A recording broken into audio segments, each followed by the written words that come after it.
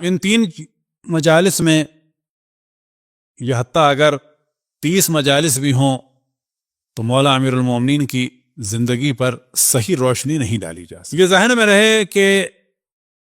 نہ معرفت خداوند تبارک و تعالی ہمارے لیے ممکن ہے مکمل، کہتے ہیں نا معرفت خدا تو بس ہوتی ہے، بس وہ ہوتی تھوڑی سی معرفت ہے، مکمل نہیں ہوتی۔ البتہ اس جانب ہم توجہ دلا دیں خصوصاً معرفت خداوند تبارک و تعالی کے بارے میں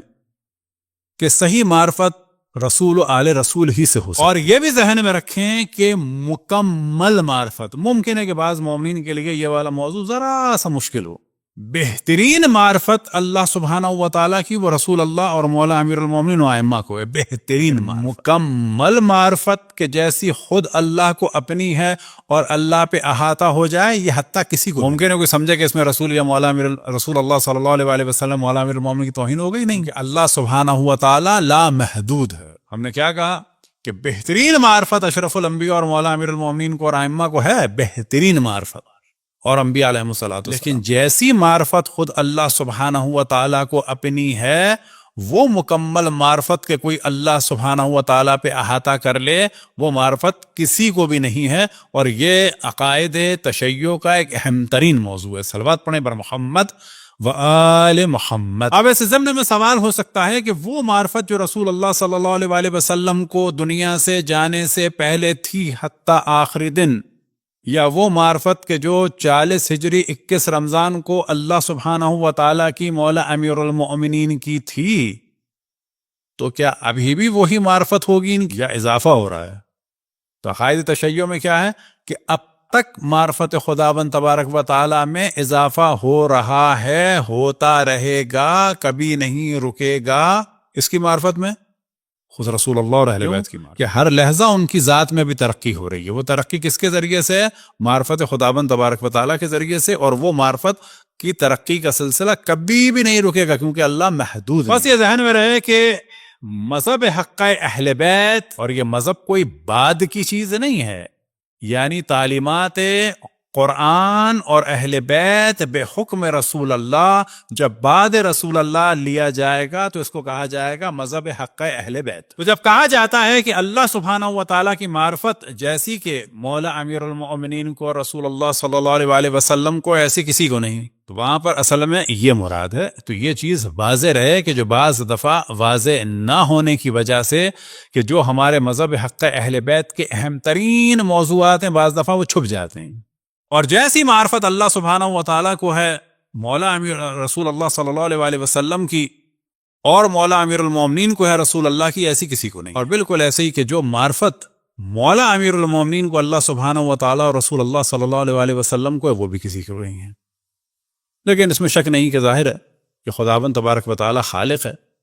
اور اس نے ہی اشرف الانبیاء اور مولا امیر المومنین کو بنایا ہے، تو اس کا تو احاطہ ہے ان پر، لیکن ان کا اس پر احاطہ نہیں ہے۔ صلوات پڑھیں بر محمد و آل محمد۔ اور جنت اور جہنم اور بہت ساری چیزوں کے بارے میں بھی یہی ذہن میں رکھیں، اور خصوصاً فضائل اہل بیت علیہم الصلوۃ والسلام کے بارے میں، کہ جب ہم فضائل بیان کرتے ہیں تو بعض دفعہ لگتا ہے فضائل بیان کر رہے ہیں، لیکن وہ الفاظ ہوتے ہیں۔ جنت کی جب تعریف کرتے ہیں، یہ جنت کا ذکر کرتے ہیں، جہنم کا ذکر کرتے ہیں، تو وہ ہم ذکر کر رہے ہوتے ہیں، بظاہر سمجھتے ہیں کہ ہم نے جنت کو سمجھ لیا یا جنت کو سمجھا دیا، لیکن در حقیقت ہم یہ کہتے ہیں کہ جنت میں نہریں ہیں، لیکن اس نہروں کی حقیقت کو نہ ہم سمجھتے ہیں نہ سمجھا سکتے۔ وہاں پر سایہ ہے، اس سائے کی کیفیت کو نہ ہم سمجھتے ہیں نہ سمجھا سکتے ہیں۔ وہاں کے پھل ہیں، ان کو نہ ہم سمجھ سکتے ہیں نہ سمجھا سکتے۔ وہاں پر حوریں ہیں، البتہ حوروں والا موضوع جو ہے لگتا ہے صرف مردوں کا ہے۔ حور اللہ سبحانہ و تعالیٰ کی مخلوق جنت کی، جو مومنین و مومنات دونوں کے لیے، اس کی کیا کیفیت ہے، کیا ہے، کسی کو نہیں معلوم۔ نہ وہ مؤنث ہے نہ وہ مذکر ہے، کہنے میں مؤنث ہے لیکن جنسی اعتبار سے نہ وہ مذکر ہے نہ وہ مؤنث ہے، لہذا جو عام طور پہ ایک شکوہ ہوتا ہے کہ خواتین کو جو ہے وہ نہیں ملیں گی، نہ خواتین کے لیے بھی حور ہے، جو بھی جنت میں جائے گا ان کے لیے حور ہے۔ حور خداوند تبارک و تعالیٰ کی خاص مخلوق، خاص نعمت ہے،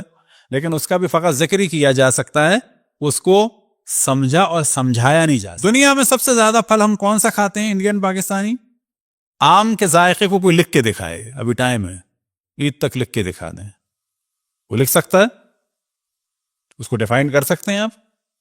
میٹھا ہے، صحیح ہے، آم یعنی گلاب جامن، میٹھا ہے یعنی آم یعنی شوگر ہے، میٹھا ہے پھر کیا ہے؟ نہیں نہیں، میٹھا ہے تو پھر شوگر ہے نہیں، تو پھر کیا ہے؟ آپ خود ہی تو کہہ رہے ہیں میٹھا ہے، بس کلیئر نہیں کر سکتے. کچھ کھٹا ہے تو کیا ہے؟ یہ دنیا کا وہ ذائقہ ہے جو ہم بیان نہیں کر سکتے، اس پھل کا ذائقہ ہے کہ جو ہم سے سب سے زیادہ قریب رہا ہے، لیکن ہم بیان نہیں کر سکتے. یہ دنیا کی بات ہو رہی ہے. اب آپ سمجھ لیں جنت اور جہنم اور حوریں اور یہ اور وہ اور فضائل، یہ سب کچھ صرف الفاظ ہیں، ان کو کوئی بیان نہیں. فضائل اہل بیت علیہم السلام کے بارے میں ذہن میں رکھیں کہ ان کو سمجھنے کے معاملے میں ہماری ذات ایسی ہے کہ جیسے کسی پرندے سے یا جانور سے کہا جائے کہ آئنسٹائن کی تھیوری کو سمجھ لو، یا مثال کے طور پر مشکل ترین موضوع سمجھ لو پرندہ، اس میں اتنی طاقت نہیں ہے. بس ہم اس دنیا میں رہتے ہوئے یاد رکھیں کہ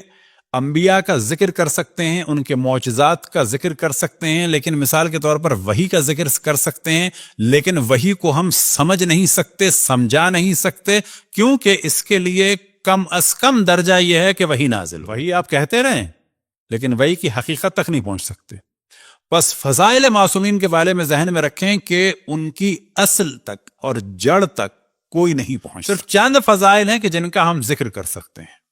صرف چند فضائل، لیکن اصل فضائل کو، اصل کیفیت کو کوئی بھی بیان نہیں. یہی وجہ ہے کہ جب فضائل کی بات ہوتی ہے تو بعض دفعہ افراط و تفریط ہو جاتی ہے، جن میں سے افراط کے معنی یہ ہیں کہ کچھ لوگ فضائل کو بیان کرتے کرتے ذرا راہ سے نکل جاتے ہیں، اور کچھ لوگ فضائل کو سمجھنے میں قاصر ہونے کی وجہ سے انکار کی سی کیفیت آ جاتی ہے، کیونکہ سمجھ نہیں پائے تو انکار کر دیا، اور حقیقت یہ ہے کہ سمجھ نہیں سکتے.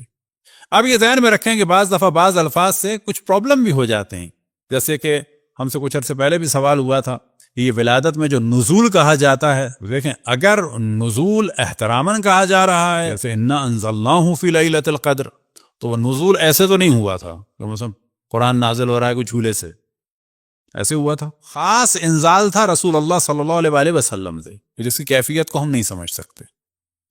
اب اگر احتراماً نزول کہا جائے تو کہا جائے، لیکن اگر اس نزول کی وجہ سے لوگ یہ سمجھ رہے ہیں کہ نہ ان کے والد تھے نہ والدہ اور آسمان سے نازل ہو گئے، تو پھر تو یہ بالکل باطل عقیدہ ہے. اور اتفاق سے پاکستان میں بعض دفعہ بعض افراد نے کہا کہ نہ وہ تو ماں باپ کی ان کو ضرورت ہی نہیں، نزول ہوا تھا نا. ہم نے کہا نا، اگر نزول کی یہ معنی ہے تو بالکل باطل ہے، 100% باطل ہے. کیوں کہ اس نزول کا نتیجہ یہ نکلے گا، جو پہلا ظلم ہوگا وہ یہ ہوگا کہ حضرت ابو طالب اور مولا امیر المومنین کا کوئی رشتہ، امام حسن اور امام حسین کا کوئی رشتہ جناب سیدہ اور امام مولا امیر المومنین سے،